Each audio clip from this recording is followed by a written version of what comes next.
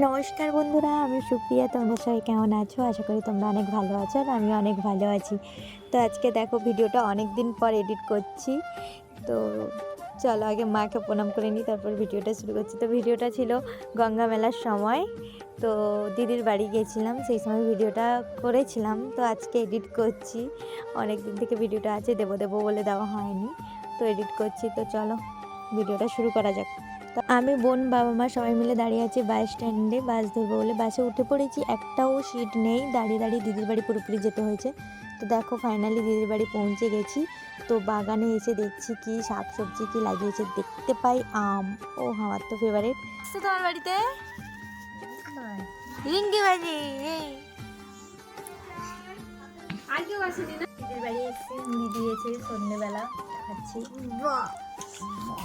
মুড়ি টুড়ি খাওয়া হয়ে যাওয়ার পরে চলে এসেছি একটু চানা মশলা খাবো আর ফুচকা খাবো। এই দেখো পাপান ফুচকা নিয়ে বসে গেছে। তো পরের দিন সকাল এটা ছিল। তো মাছ ধরতে এসেছি মাসিমণির বাড়িতে। তো দেখো এই দেখো আমার ছোট্ট ক্যামেরাম্যান তো ভিডিও করে দিচ্ছে, ফটো তুলে দিচ্ছে। তো চলো মেলা বেরিয়ে পড়ছি এখন।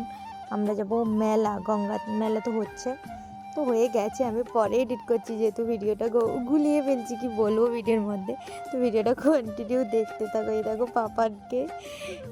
তোমরা তো জানো অনেকেই নরঘাটে গঙ্গা মেলা অনেক বড়োভাবে হয়। আর আমি তো দিদির বাড়িতে তো নরঘাট তো যাওয়া হয় প্রতিবারের জন্য। তো এবারেও গেছি, খুব ভালো লেগেছে। তো দেখো গঙ্গা মাকে শেষমেশ দেখতে পাবে, দাঁড়াও ওয়েট করো। দেখো দেখো গঙ্গা মাকে, তো কতই না কিউট লাগছে। চলো টাটা।